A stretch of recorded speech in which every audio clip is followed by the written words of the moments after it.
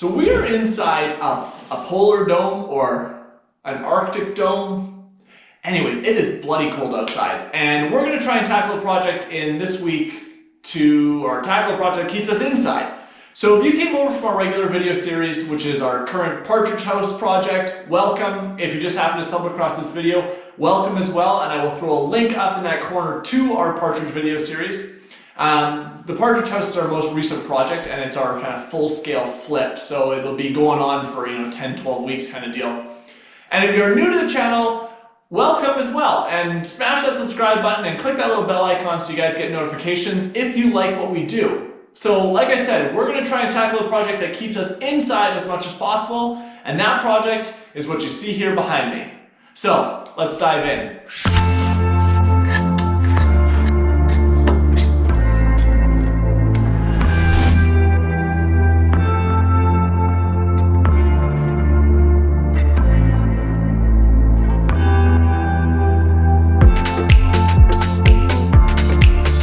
Here is to go ahead and do all your edging. So you'll see I've got all my sides here finished off. And if I go in really close, you'll notice I'm not trying to go really tight to the corner, and that's because there really is no need to.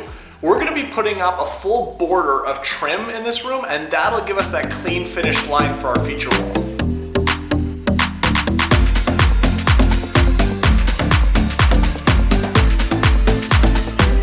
So that's the first coat done. So we're going to give this a couple hours to dry. I'm going to head home and grab dinner, and then we'll be back to give it a second coat.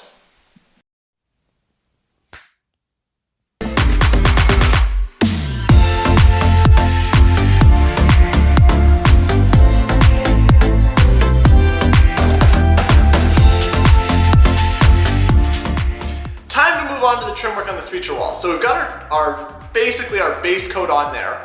And what we need to do is now create our design. So I have a whole bunch of this MDF left over from another project. I believe it was when we trimmed out a kitchen island, I think, anyways. And we might as well put it to good use. So before we can actually go to using this at all, I want to get it primed because it's raw MDF and it needs to be sealed. And I'm actually going to get a coat of paint on it before I put it on the wall. And that will just make it a lot easier when I fill all my nail holes and actually go to put my final coats on. It'll just look a little bit cleaner than trying to do everything on the wall. So, like I said, first step, let's go get these primed.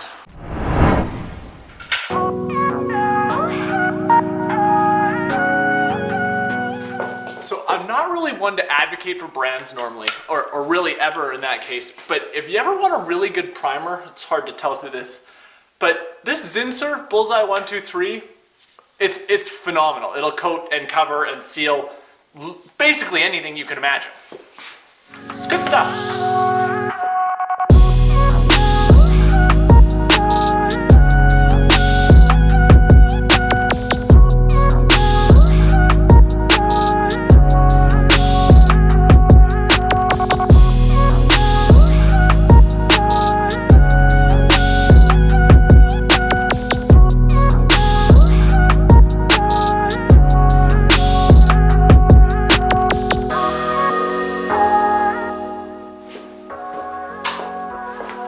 So I just had an idea to change my design. I'm going to rip these boards down, I think, even skinnier. So I'm not going to worry about priming the edges because I'm going to have to do that on the wall anyways. So just the bases for now.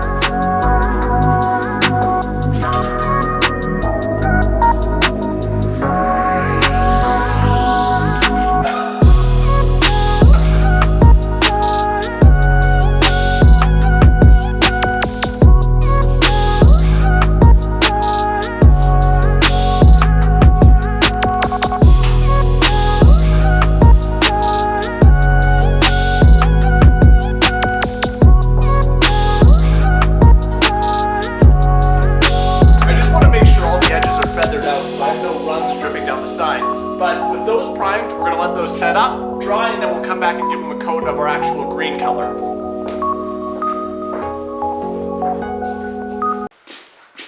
Did you think I was actually going to make you sit here and watch paint dry? Nah, we'll see in a minute. Whoosh! Trying to sit on a toilet box. Not the most stable. So we're going to go ahead and let those dry for a while, and then we'll get them ripped down to get our final sizes that we want to work with. Now, a project like this, you don't need to be working with MDF. You could use wood. The only reason we're working with MDF is because I had it on hand, which makes this project virtually free. I had leftover paint, I had the MDF on hand, so really it only cost me my time. And that's really important when we're doing, a big project like an entire house flip, because it's a really impactful statement to create something like a feature wall. So it really gives the buyers a bit of a wow when they walk into the room. Now, the other beauty of a project like this is something that you could tackle in a weekend really easily. If you could probably even tackle it in a day if you were organized in terms of, having your boards cut and primed, or getting them cut and primed and having everything measured out and planned. Now, I'm going kind of a little bit more by the seat of my pants or on the fly. I'm going to take a moment here to kind of draw up a design. I'll show you roughly what I have in mind when it's done. Then we're going to get out and rip our boards, and then we'll start tacking them on the wall.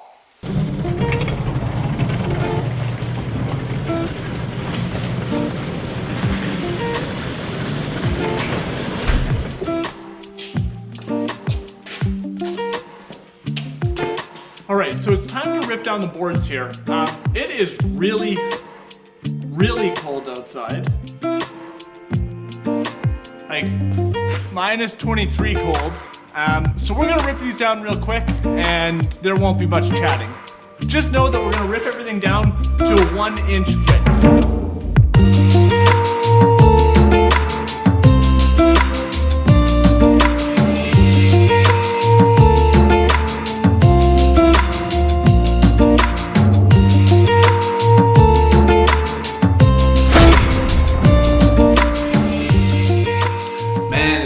Outside, and the saw really did not like that. It was making some funny noises. So with our boards all ripped though, it's time to start tacking them onto our wall there behind me.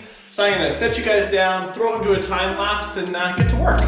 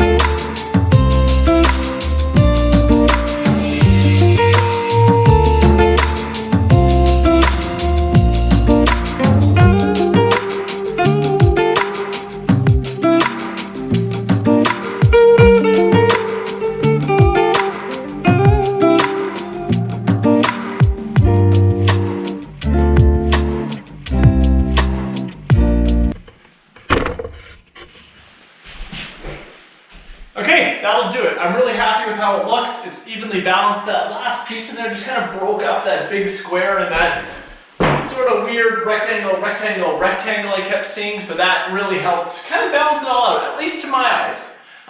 Maybe you might think something different, but that's the beauty of projects like this. It really is just all about kind of creating and seeing and just trying to bring out something on the wall that you visualize in your brain. That's what's awesome about them. So, with those all tacked up, the next step is filling all of our nail holes and all of our edges. I like to use just drywall putty for this, just standard drywall mud. It works really well. I've never had joints crack afterwards, and it's really easy to sand nice and evenly at the end.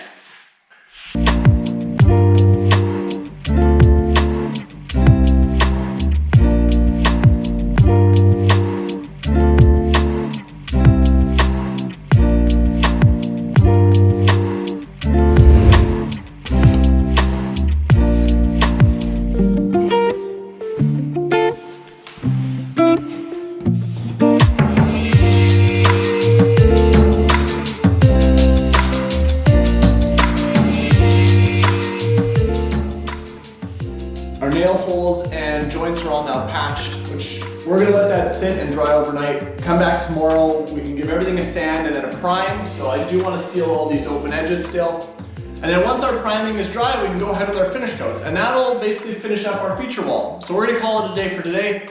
It's now well into the evening here, bordering on nighttime. And that's it. We'll see you guys tomorrow. Good morning, we're back at the Partridge house ready to keep tackling that feature wall. We got the pup with us here today. He is crashed out on my jacket, loving life.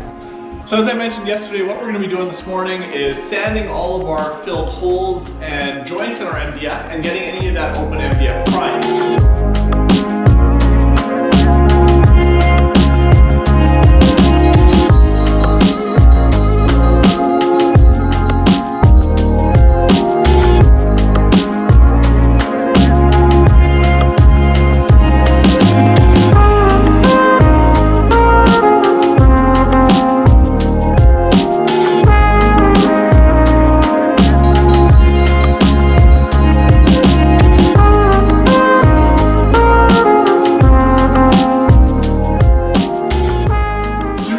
Anticipate giving this more than one coat anyways. So you'll see in some areas here, I can see brush strokes.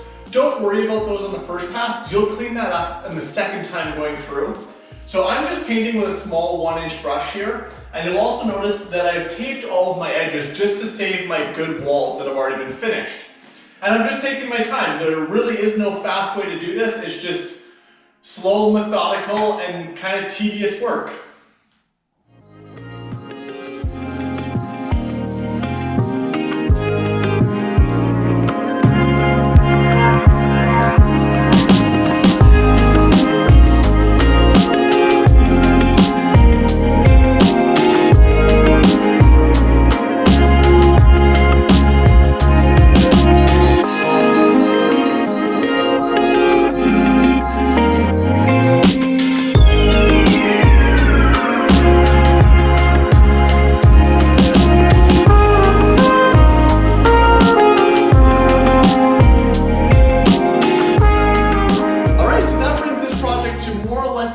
So I gave it those 2 coats and we came back this, well, we let it dry overnight and came back this morning to see how everything looked. There are a couple spots in here that I want to go over a third time just to really bring that depth of color out and make sure I don't see any of those brush strokes. But like I said, that is pretty well this project wrapped up, and that's one step closer to finishing this Partridge house. So what I challenge you now to do is go out and complete a project for yourself. Go get your hands into something and build something and really accomplish a task that you've meant to or had on your DIY list or had on that honey-do list for weeks or months or, well, years for some of us. But go out and get it done. So with that, I'm going to end it here. Make sure to hit that like button. And if you haven't already, subscribe to our channel and hit that little bell icon so you guys get notifications the next time we put out a video. We'll see you in the next one.